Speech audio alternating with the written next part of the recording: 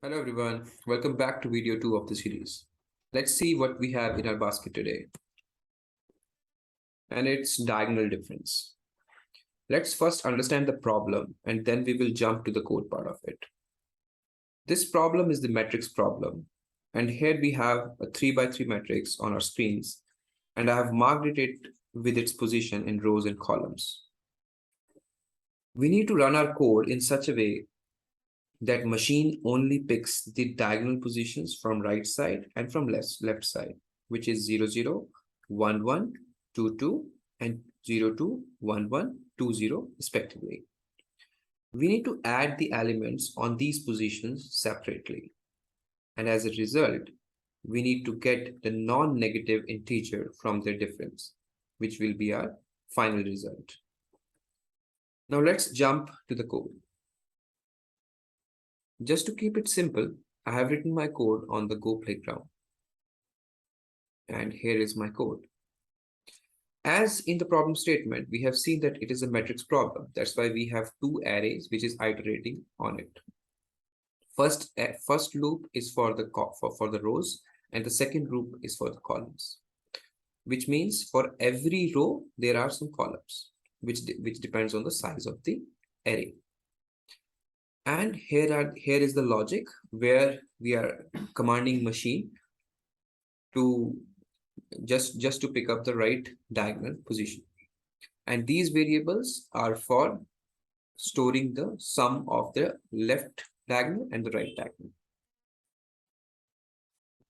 This array is for 0, 0. For first iteration, it will run like a 0, 0, and it will add because the first value of our sum will be 0, and then it will add to this value.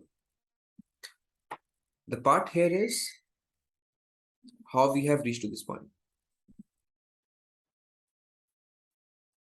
If you see this slide, you will see the logic here. You can see I is equal to 0, j is equal to 0, I is equal to 1, j is equal to 1, I is equal to 2, j is equal to 2. For every iteration on the diagonal, on the square matrix, this I and j value is not changing. It is equal to both, like I is equal to j, which means I have got my right hand side. How do I need to pick it up? So I just need to simply write a logic here. If I equal to j, then do this action.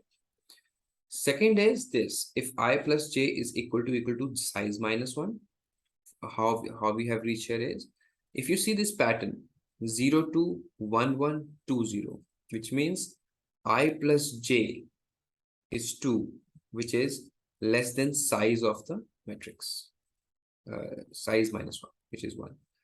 And if you also see this 0, 1, 2 and 2, 1, 0, it is, you can also put a pattern in such a way that this is also one pattern where we need to design a new logic on that. But for I, it is increasing, and for j, it is decreasing, and that can create a new logic. But here, just as we have written, that I plus j is equal to size minus 1, which will bring this logic to us. And then after this part, we will just need to add this thing. This is our action. And in the end, as we have seen, that in the end, as a result, we need to get a difference, and then we need to have a modulus of them. So for in Go language, in most of the language, we have this APS function which brings the modulus of the negative and non-negative numbers, and this is a result. And this result runs like this. If I run this, and this is my input, let me change my input something 1 here, and I run this,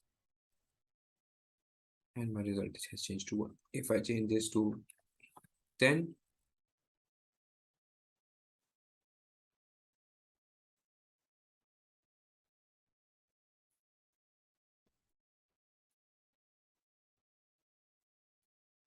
so it is 1 again. Let me change some other number. 11 to 4. Result is 9. So thank you so much for watching the video. I hope you like it. We will bring some more interesting videos like this.